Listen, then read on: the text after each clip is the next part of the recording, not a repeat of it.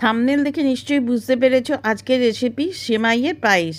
সবাই আমরা কিন্তু বানাতে পারি, কিন্তু কেন আজকে আমি তোমাদের সাথে শেয়ার করলাম সেটা বলছি।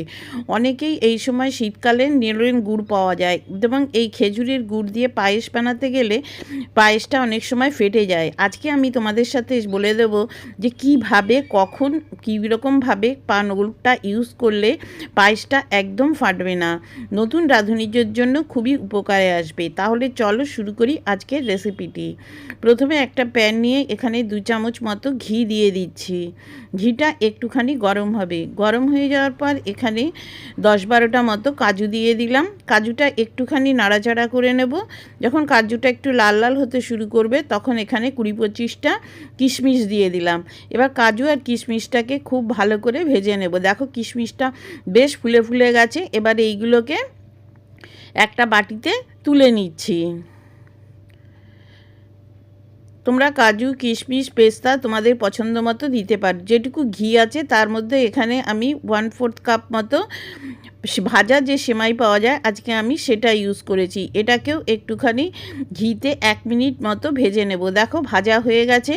এবার আগে থেকে ঘন করে রাখা দুধ 300 ml মতো এখানে আমি দিয়ে দিলাম।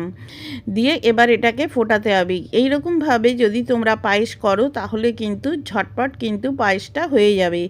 এবারে কাজু কিশমিশ যেগুলো ছিল সেগুলোও কিন্তু দিয়ে দিলাম, একটু নরম হবে। দিয়ে দেখো একটুখানি কিন্তু ঘন হতে শুরু করেছে।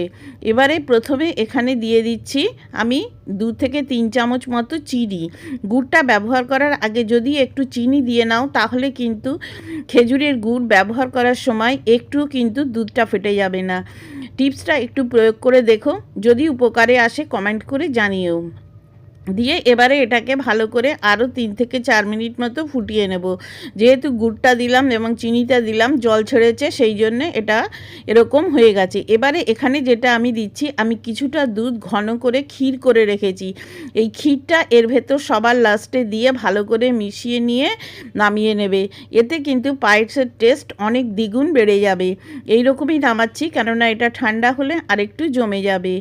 ব্যাস তৈরি হয়ে গেল সেমাইয়ের পায়েস। খুবই সহজ, সবাই বানাতে পারে, কিন্তু এইভাবে একবার বানিয়ে দেখো। রেসিপিটা যদি তোমাদের ভালো লাগে তাহলে লাইক, কমেন্ট ও শেয়ার করার অনুরোধ রইল।